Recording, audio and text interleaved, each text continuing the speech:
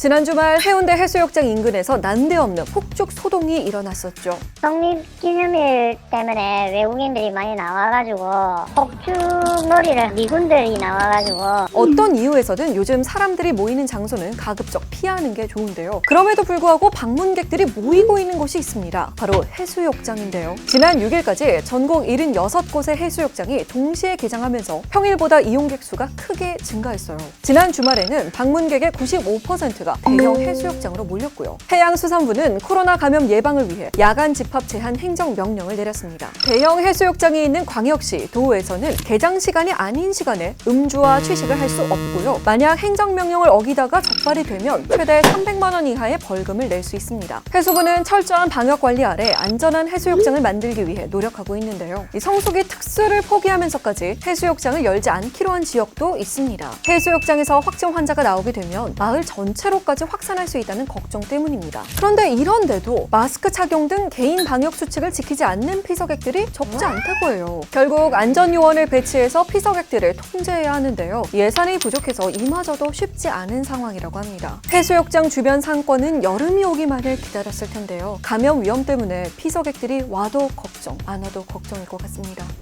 사회를 떠들썩하게 만드는 사건이 일어날 때마다 처벌 소위와 함께 논의되는 범죄자의 신상 공개 여부. 지난 3월에는 논란 끝에 성범죄자 최초로 N번방 운영자 조주빈의 신상이 공개되기도 했죠. 그런데 이런 강력 범죄자의 신상을 개인이 공개하는 이른바 디지털 교도소가 등장했습니다. 이 사이트에는 아동 성착취물을 유통한 웰컴 투 비디오의 운영자 손정우, 고 최숙현 선수를 폭행한 혐의를 받는 관련자들, 고 최희석 경비원을 협박하고 폭행한 신모 씨와 여행용 가방에 의붓아들을 가둬서 숨지게 한 성모 씨 등 범죄자와 용의자들의 신상 정보가 공개되어 있습니다. 이름과 사진은 물론이고 출신 학교와 집 주소, 전화번호, SNS 주소가 적혀 있기도 합니다. 운영자는 사촌 동생이 성착취 영상 거래의 피해자인 걸 알게 된 것이 계기가 됐다고 밝혔는데요. 범죄자에 대한 관대한 처벌의 한계를 느끼고 범죄자들이 제일 두려워하는 처벌, 즉 신상 공개를 통해 피해자들을 위로하려 한다고 사이트를 소개하고 있습니다. 신상 정보를 공개하는 게 불법인 걸 알고 있지만 본인은 사실적시 연소의 명예훼손범이라면서 죽을 때까지 멈추지 않겠다고도 했습니다. 방통위에는 이 사이트를 차단해달라는 민원들이 접수돼 있는데요. 운영자는 서버가 해외에 있어서 추적이 불가능할 것이라고 주장하고 있어요. 강력 범죄자를 온라인상에 가둔다는 디지털 교도소, 여러분은